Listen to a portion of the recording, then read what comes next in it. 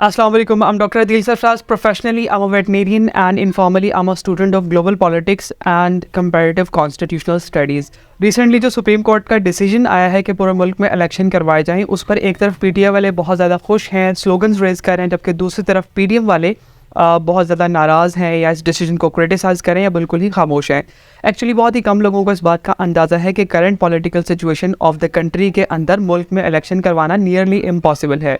और एक्सपर्ट्स जो है वो 4 किस्म के प्रेडिक्शंस दे रहे हैं, 4 सिनेरियोज बन सकते हैं जो आने वाले दिनों में पूरे मुल्क के अंदर प्रिवेल करेंगे। पहली सिचुएशन ये है कि जो करंट गवर्नमेंट है वो इलेक्शन कमीशन को फंड्स ही एलोकेट नहीं करेगा इलेक्शन करवाने के लिए, और इलेक्शन कमीशन फिर सुप्रीम कोर्ट में जाएगा और जाके कहेगा कि हमें तो फंड्स ही नहीं एलोकेट किए गए, हम कहाँ से इलेक्शन करवा लें। सुप्रीम कोर्ट जो है वो गवर्नमेंट को बुलाएगा और कहेगा कि या तो आप इलेक्शन करवाने के लिए फ़ंड्स एलोकेट करें या फिर घर जाएं, और सुप्रीम कोर्ट घर जाने को ऑप्ट करेगी। जब वो घर चली जाएगी और उसके बाद जो इंटरिम गवर्नमेंट आएगी वो इस मैटर को ऑटोमेटिकली अक्टूबर तक ड्रैग कर लेगी। दूसरी सिचुएशन ये बन सकती है कि जो करंट गवर्नमेंट है वो खुद ब खुद इलेक्शन का नैरेटिव बना के रिज़ाइन कर दे। जब वो रिज़ाइन कर लेगी तो ऑटोमेटिकली इंटरिम गवर्नमेंट आ जाएगी और आकर इस मैटर को अक्टूबर तक ड्रैग कर लेगी। तीसरी मोस्ट इंपॉर्टेंट या मोस्ट इंटरेस्टिंग सिचुएशन जो मुझे लग रही है वो ये है कि इलेक्शन कमिश्नर खुद ही रिज़ाइन कर दें। जब इलेक्शन कमिश्नर रिज़ाइन कर देंगे तो इससे एक नया कॉन्स्टिट्यूशनल क्राइसिस क्रिएट हो जाएगा पूरे कंट्री के अंदर। पीटीआई इस केस को कोर्ट में ले जाएगी और वहाँ पे एक नया केस ओपन हो जाएगा कि क्या इलेक्शन कमिश्नर की गैर मौजूदगी में इलेक्शन करवाए जा सकते हैं या नहीं करवाए जा सकते, कैसे करवाए जा सकते हैं। तो मामला डिले होता होता अक्टूबर तक चला जाएगा।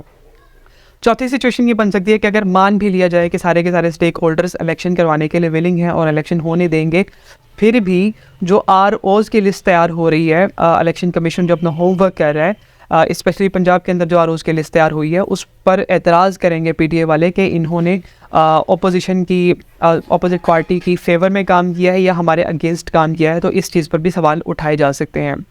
अब सबसे अहम बात यह है कि क्यों पीडीएम की गवर्नमेंट जो है वो इलेक्शन को अक्टूबर में लेके जाना चाह रही है। उसके उन पर 2 एलिगेशन है। नंबर 1 ये कि जो चीफ़ जस्टिस ऑफ पाकिस्तान है वो रिटायर हो रहे हैं ऑलमोस्ट सितंबर के अंदर, और जो नए चीफ़ जस्टिस हैं पोटेंशली वो कहा जा रहा है कि काजी फायज़ ईसा साहब सुप्रीम कोर्ट के चीफ़ जस्टिस अपॉइंट किए जाएंगे, और उन पर कहने वाले कहते हैं कि इनकी कुछ ना कुछ जो टेंडेंसी है वो पीडीएम की तरफ है।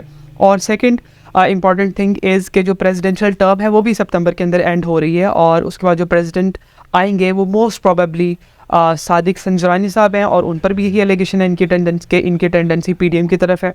सो अब पीटीआई वाले कहते हैं कि इलेक्शन कमिश्नर इनका, चीफ जस्टिस इनका, इंटरिम गवर्नमेंट इनकी, और जो है प्रेसिडेंट इनका, और कुछ लोग तो यहाँ तक कहने पर आ जाते हैं कि मिलिट्री की जो आला क़यादत है उनकी भी कुछ ना कुछ टेंडेंसी पीडीएम की गवर्नमेंट की तरफ है। मैं नहीं कह रहा, कहने वाले कहते हैं, एलिगेशन लगाते हैं। हो सकता है ना हो या हो सकता है, I don't know.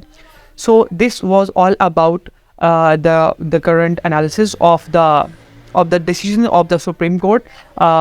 If you have anything in your mind, you want to say anything, you can just comment that down. And thanks a lot for watching my video. Thanks a lot.